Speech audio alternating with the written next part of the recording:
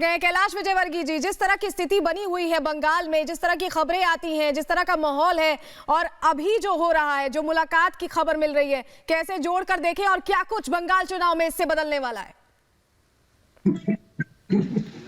देखिए, मुझे लगता है कि हम तो समझते थे कि बंगाल के अंदर ही जनता में टीएमसी के खिलाफ, टीएमसी सरकार के खिलाफ आक्रोश है, पर विद इन पार्टी टीएमसी में बहुत जबरदस्त आक्रोश है। और शुभेंदु जो कि बहुत सीनियर मोस्ट मंत्री थे उनके, और ममता जी के बहुत टीम के खास व्यक्ति थे, बहुत सारी जवाबदारियां उनके पास थी, पर उन्होंने जब इस्तीफा दिया और उसके बाद एकदम सरकार के खिलाफ बोलने वाले विधायक और सांसदों का एक तांता सा लग गया है।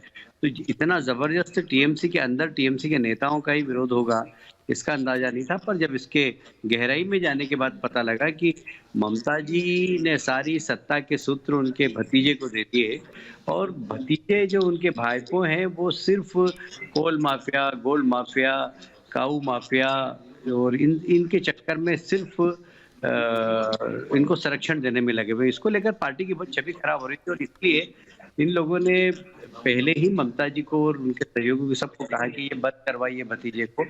पर दुर्भाग्य से सत्ता के दो केंद्र बन गए, ममता जी और अभिषेक, और सत्ता के अहंकार के कारण लोग अब टीएमसी को छोड़ते जा रहे हैं। और मुझे लगता है कि बहुत बड़ी भगदड़ टीएमसी में मचने।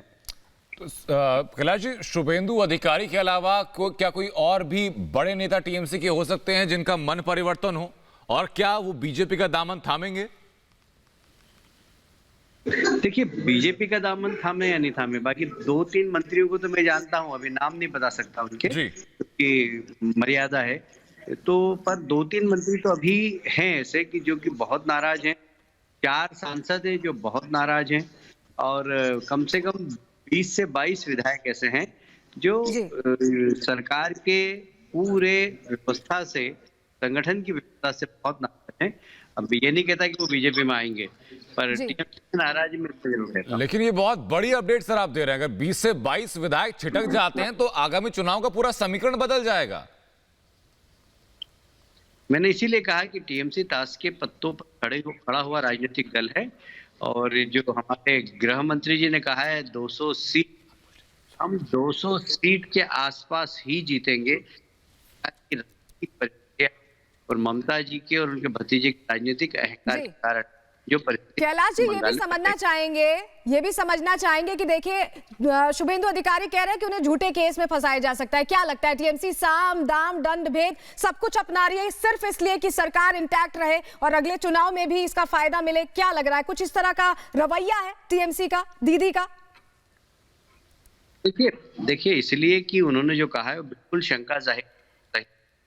मुकुंदा जो कि एकदम किसी समय में ममता जी के राइट थे, उनके ऊपर 50 से ज्यादा केस हो गए जिसमें मर्डर के केस। अर्जुन सिंह जी जो कि पार्टी के बहुत वफादार थे टीएमसी के, उन्होंने टीएमसी छोड़ी, उन्होंने सेंचुरी मार ली। 104 केस तो मुझे बताया था उन्होंने, और 2-4 और पड़ गए।